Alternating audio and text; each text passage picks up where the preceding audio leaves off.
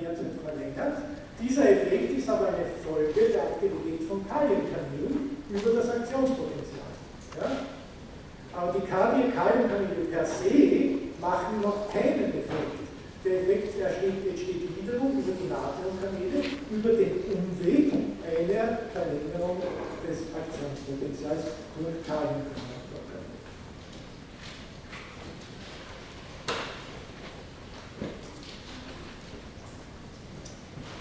So, jetzt haben wir gehört, dass die Kanäle zunächst einmal aktivieren und dann inaktivieren.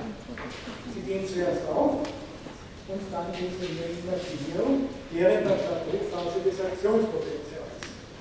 Jetzt gibt es noch einen Mechanismus, der auch wieder zum Verständnis des Entstehens von Rhythmusstörungen ganz wichtig ist.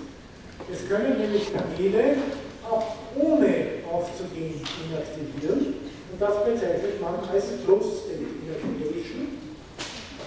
Das andere wäre die Open State Inactivation. Ja? Das ist zunächst einmal nicht logisch. Wir müssen uns aber die Potentialabhängigkeit anschauen. Das Ruhemembranpotenzial einer normalen kardialen Zelle liegt bei minus 80 Millivolt. Das Potenzial des Schwingpotentials, bei dem sich Natriumkanäle öffnen, liegt ungefähr bei minus 50 Millivolt. Das heißt, eine Zelle muss von minus 80 auf minus 50 gehen, damit die Natriumkanäle aufgehen und in diese Open State Inaktivierung gehen. Was passiert aber, wenn eine Zelle von minus 80 nicht auf minus 50 geht, sondern auf minus 70? Dann öffnet die Kanäle nicht, weil der Schwellenwert für die Öffnung nicht erreicht ist. Aber ein Teil der Kanäle geht trotzdem in die Inaktivierung über. Ja? Und das ist die sogenannte Closed State Inactivation. Ja? Die passiert also dann, wenn es zu einer Depolarisation kommt, die nicht so stark ist, damit der Schwellenwert für die Öffnung erreicht wird, ja, so dass sich die Kanäle nicht öffnen können. Sie gehen aber trotzdem zum Teil in die Inaktivierung über. Und wenn man sich das jetzt so anschaut, die Abhängigkeit von der Verfügbarkeit der Kanäle, also der Wahrscheinlichkeit, dass sie nicht inaktiviert sind, und der Wahrscheinlichkeit, dass sie inaktiviert sind in Bezug auf die Spannung, so schaut das Ganze so aus.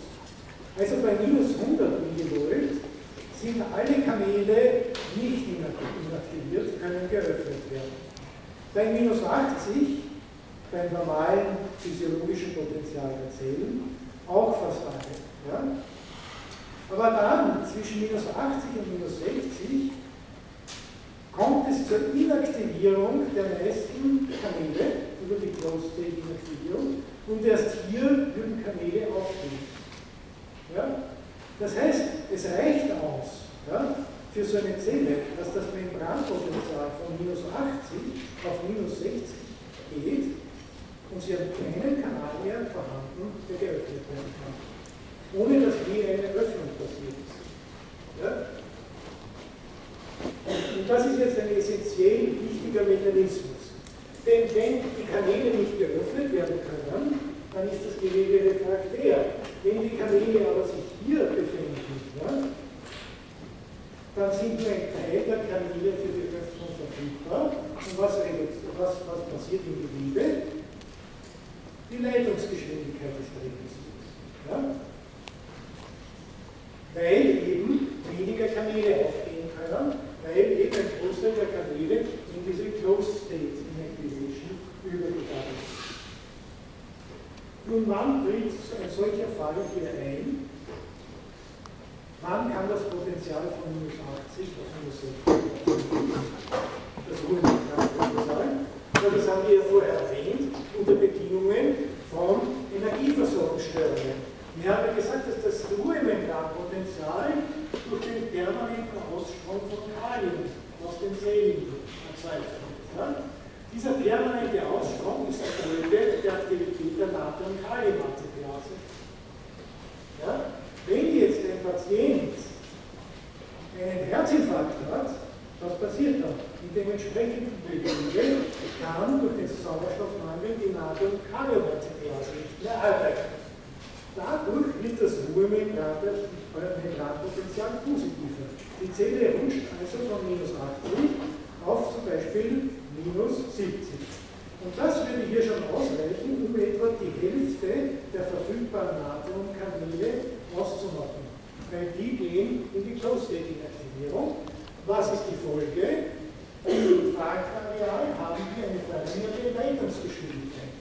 Das heißt, wenn ein Impuls über ein solches Areal läuft, das evident chemisch ist oder nicht, dann haben wir alle Varianten von geringerer Leitungsgeschwindigkeit, noch geringerer Leitungsgeschwindigkeit bis zum kompletten Leitungsblock, je nachdem, wie die Energieversorgung ist.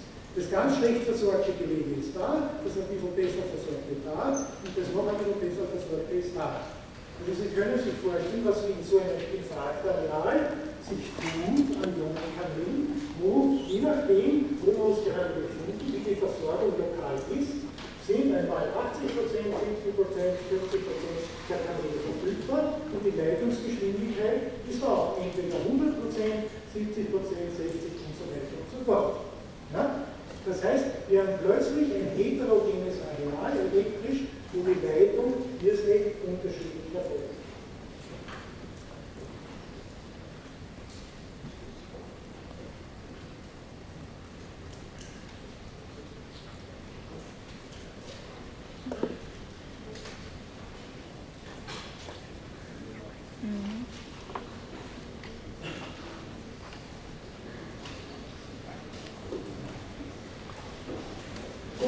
Wir merken uns das einmal.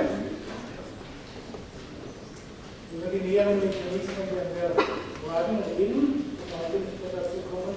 Aber was die Take-Home-Message ist, ja, Ischämie verursacht eine verringerte Verfügbarkeit von Ionenkanälen und damit eine Verringerung der Leitungsgeschwindigkeit im Gewebe.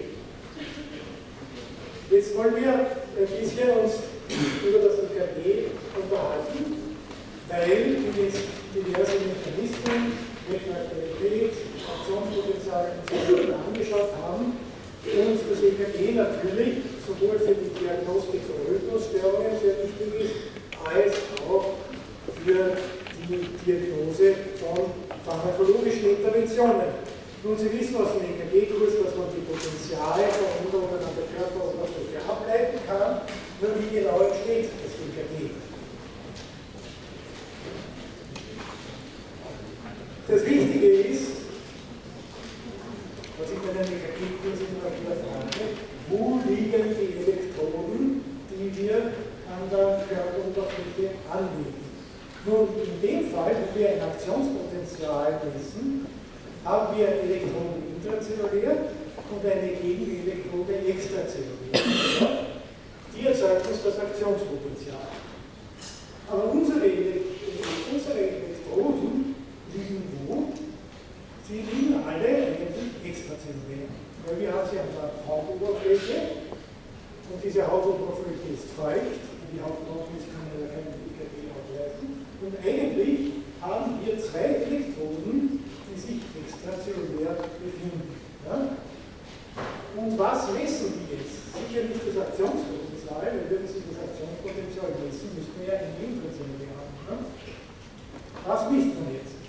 Nun, man misst den Unterschied zwischen Zellen. Ja? Alle Zellen erzeugen Aktionspotenziale, aber Gott sei Dank nicht zur gleichen Zeit. Denn bei den extrazellulären Elektroden haben Sie nur dann eine Messung einer Aktivität, wenn unterhalb von einer Elektrode sich was anderes tut als unterhalb der anderen Elektrode. Ja? Wenn jetzt alle Zellen des Herzens simultan ein Aktionspotenzial hätten, dann würden wir ja immer das gleiche Potenzial zwischen den Elektroden haben, wohl nicht zwischen extrazellulär und intrazellulär, aber zwischen den Elektroden, und wir würden nie etwas an der Körperoberfläche ableiten können. Aber hier haben wir so einen Fall, Wir haben eine Zelle Nummer 1, das ist diese hier, die hat ein Aktionspotenzial. Und wir haben eine Zelle Nummer 2, das ist diese hier, hat auch ein Aktionspotenzial. Und jetzt befinden wir uns hier, beide Zellen haben ein negatives Ruhemembranpotenzial und im Negativ sehen wir natürlich eine Nulllinie, dass sich zwischen den Elektroden nichts tut. Und jetzt macht diese Zelle einmal eine Öffnungsphase der Ionenkanäle durch und ist jetzt positiv geladen, die aber noch nicht. Und jetzt entsteht ein Potentialunterschied, der uns einmal die erste Zacke schreibt, die Q-Zacke des QRS-Komplexes, bis dann diese Zelle hier auch depolarisiert und beide im Plateau sind. Dann haben wir zwar einen Potentialunterschied intrazellulär gegen extrazellulär, aber zwischen diesen beiden Elektroden keinen Potentialunterschied, weshalb wir hier eine Nulllinie haben. Nicht?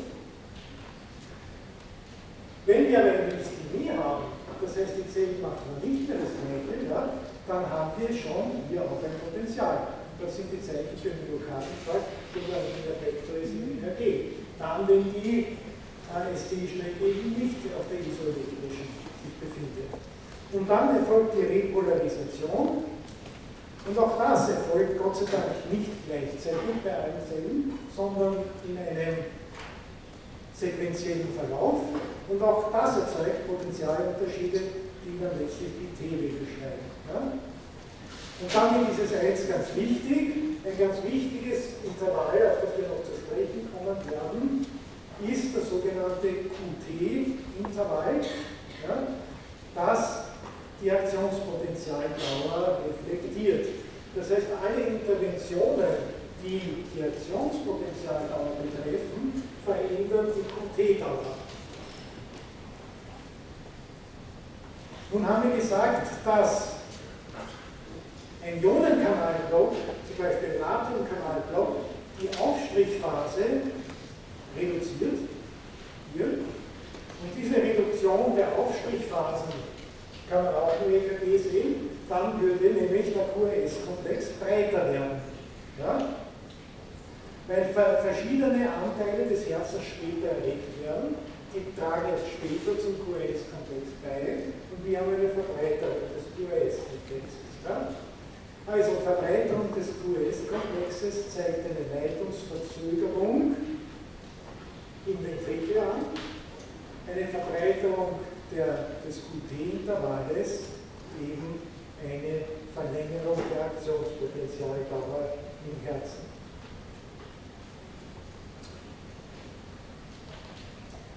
Wir haben aber jetzt zwei Zellen uns mal angeschaut. Das Herz besteht aber aus sehr vielen Zellen. Und da müssen wir jetzt ein paar Worte zu den einzelnen Regionen im Herzen uns genehmigen. Ja?